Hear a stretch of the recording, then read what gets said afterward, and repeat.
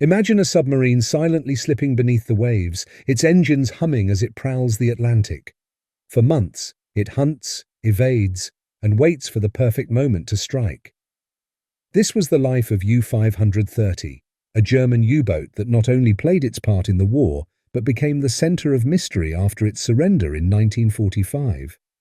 U-530 was a German U-boat, part of the Kriegsmarine's fleet during World War II, and its journey at the end of the war remains one of the most mysterious and intriguing stories in naval history.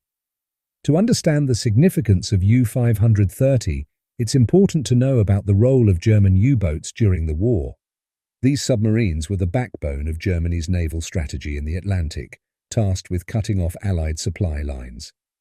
Their primary mission was to disrupt the flow of essential goods and military supplies between North America and Europe by sinking merchant ships.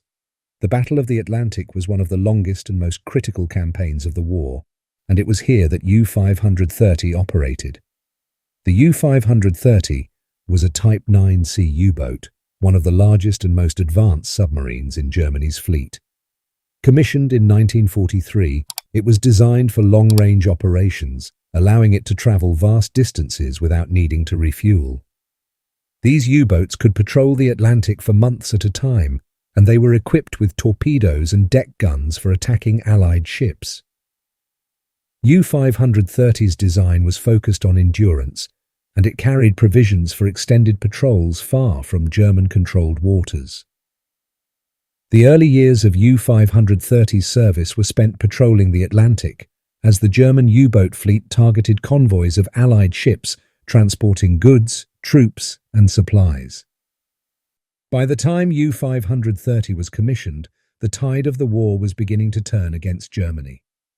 The Allies had developed advanced anti-submarine tactics, including sonar, radar, and long-range aircraft, which made it increasingly difficult for U-boats to operate undetected. Despite these challenges, U-530 and other U-boats continued to pose a serious threat to Allied shipping well into the later stages of the war. U-530's operations during the war were not particularly extraordinary compared to other U-boats. Like many submarines in the German fleet, it undertook patrols, sank enemy ships, and tried to evade the growing strength of Allied anti-submarine forces. However, what makes U-530's story remarkable is what happened after Germany's surrender in May 1945. As World War II came to an end, Germany's defeat was inevitable. The Nazi regime collapsed, and the country surrendered to the Allies on May 8, 1945. With the war over, all remaining U-boats were ordered to surface and surrender to Allied forces. However, U-530 did not immediately comply. Instead, the U-boat embarked on a mysterious journey across the Atlantic, heading to Argentina. This decision not to surrender right away has puzzled historians for decades. On July 10, 1945, more than 2 months after Germany's surrender, U-530 arrived at the Argentine naval base of Mar del Plata and surrendered to the Argentine Navy.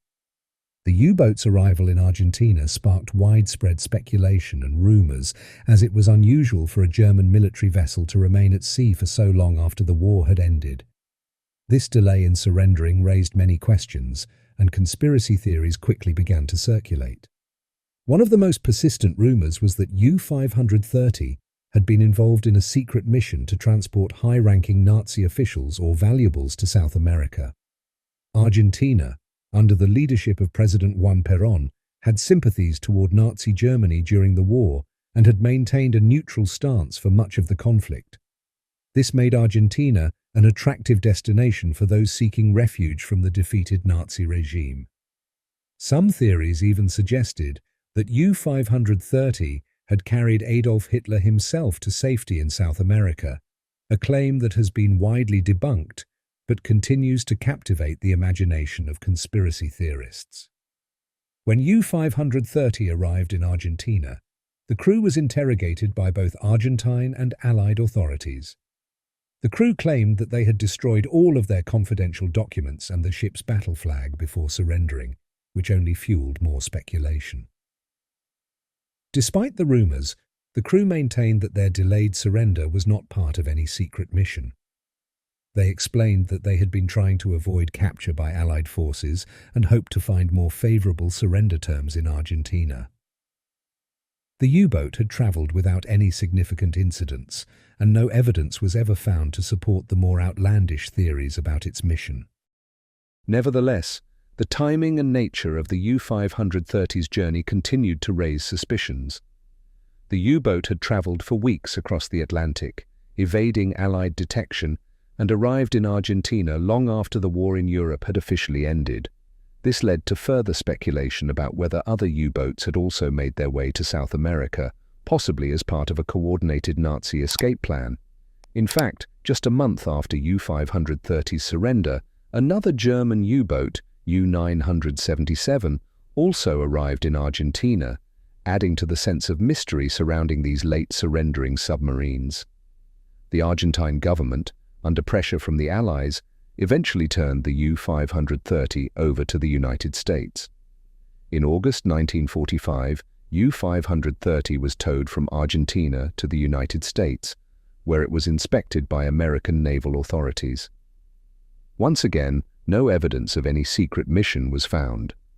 The U-boat was then used for target practice by the US Navy and was ultimately sunk off the coast of New England in 1947. While the conspiracy theories surrounding the U-530's journey have never been substantiated, the story of the U-boat remains one of the more intriguing episodes in the history of the U-boat campaign.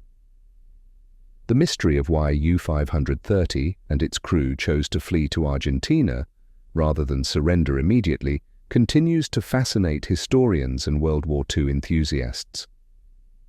Most historians believe that the crew wanted to avoid being captured by the Soviets or the British, fearing harsh treatment as prisoners of war. Argentina, with its pro-German sentiments and distance from Europe, seemed like a safer and more attractive place to surrender. Despite the lack of any concrete evidence to support the more dramatic conspiracy theories, U-530's voyage has taken on a life of its own in popular culture. Stories of Nazi officials escaping to South America, aided by U-boats like U-530, have been the subject of numerous books, documentaries, and films. While these tales are largely fictional, they continue to capture the imagination of those interested in the hidden corners of history. In conclusion, the U-530 was a German U-boat that played a relatively routine role during the war, but became famous for its mysterious journey after the war's end. Its voyage to Argentina, months after Germany's surrender, sparked conspiracy theories and rumors that persist to this day. However, the most likely explanation for U-530's actions is that its crew was trying to avoid capture and find a more favorable place to surrender. The story of U-530 is a testament to the chaos and uncertainty of the war's final days, as well as the enduring fascination with the secretive world of U-boats and the myths that have grown around them. Thank you for joining us on this journey through history. If you enjoyed this exploration, please like, share, and subscribe to Compressed History for more stories from the past.